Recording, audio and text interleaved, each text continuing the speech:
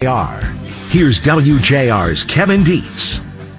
The number to join the conversation is 1-800-859-0957, 1-800-859-0WJR. There's a new poll that is claiming that the number of Americans who believe President Joe Biden won the election fairly is at its lowest level since November 2020. The Mammoth University poll was released and found 1/3 of Americans believe Biden only won the presidency due to voter fraud. Monmouth says the poll underlines the crystallization of our nation's deep partisan divide.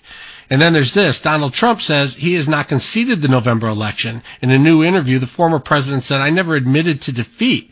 No, I never did. The word is concede. I have not conceded. Trump has not said if he plans to run for president in 2024, but previously said he would soon be making a decision.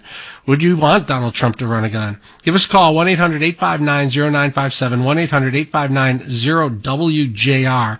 And while everyone is trying to figure out what happened in the last election and what will happen in the next one, and the far left and the far right are getting all of the headlines, it may just be those in the center who have all the power.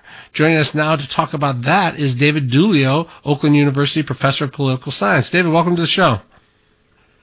Good morning, Kevin. Thanks for having me.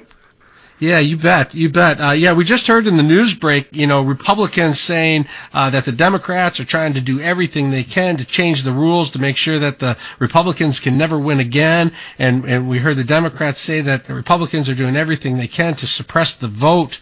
But when you start to look at what's happening at elections around the country and you look at what's happening in Washington and you talk to people, there seems to be a lot more focus and power on people in the center, people willing to move a little bit right and a little bit left of center.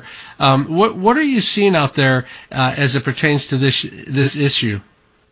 Well, Kevin, I think that's a really good point. And the simple fact of the matter is that the center is where the numbers are. It's where the people are. The most Americans who participate in politics don't fall on the extreme right or extreme left. They find themselves, they envision themselves somewhere in the middle, with more moderate, more tempered views than folks that we see highlighted, say, on cable news in the evenings.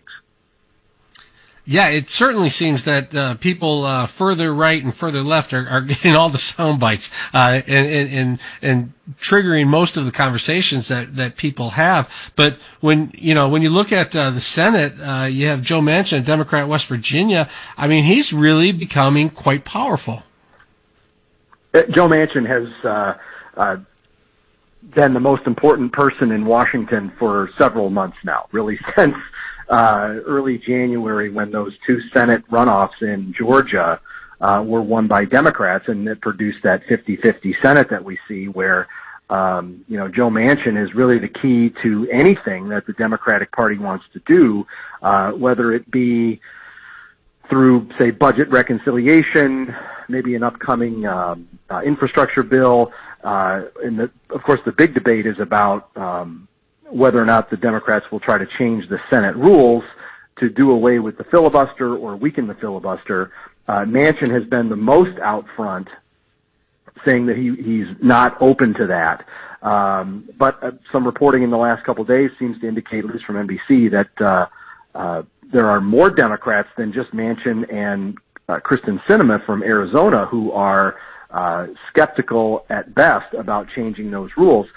So Manchin, other centrists in the Democratic Party really do hold a lot of power right now in Washington, because if the Democrats want to do anything, they need to keep those votes in place before they can even think about trying to convince some Republicans. And how does that seem to be going over with the general public? Do they like that? Do they like the idea that a Democrat could be open-minded or a Republican could be open-minded to what may be best for the country first instead of what's best for the party first? Yeah, I think that there are loads of evidence that's out there that would signal that most Americans want their elected representatives to work together. They want compromise. They want bipartisanship. And whether or not we get that remains to be seen for the rest of this year and into 2022 when we have another set of elections, which could produce divided government again. In which case, the chance for much action coming out of Washington would go down, just because you'd have one party in control of one branch of government and the other party in control of another. But I think if you ask most Americans, they would absolutely say they want their representatives to compromise and work together toward common goals. And we are seeing some elections out there. Periodically, we're having an election. Are we seeing people with a loud voice on the left or a loud voice on the right winning elections, or are we seeing people more in the center pulling out elections? Sometimes we see that, other times we don't. There have been some important primaries here in important states. In the last couple of weeks in Virginia and New Jersey, we've had primary elections for their governor's races, which will have general elections later this year in November. And we've seen, you might call the more moderate candidates emerge from those primaries on the certainly on the Democratic side. But it's also important to remember that the rules matter in those, where the rules can help dictate who wins and who loses. In Virginia, for example, Terry McAuliffe, your listeners will recognize that name back from the Clinton presidency, having a big role in that White House, but he won that Democratic primary over a challenge from the left, in part, I would say, because Virginia has an open primary like we do here in Michigan, where anybody can vote in either primary. That's opposed to a closed primary system, say in a state like Texas, where only registered Democrats vote in the Democratic primary and only registered Republicans vote in the Republican primary. So having this open primary allows for certainly Democrats to participate, but also the more middle-of-the-road independents, and even some Republicans can cross over and vote in that open primary. That, in part, helps drive that outcome. All right, David Dulio, Political Science Chair at Oakland University. We appreciate you taking time this morning. It's my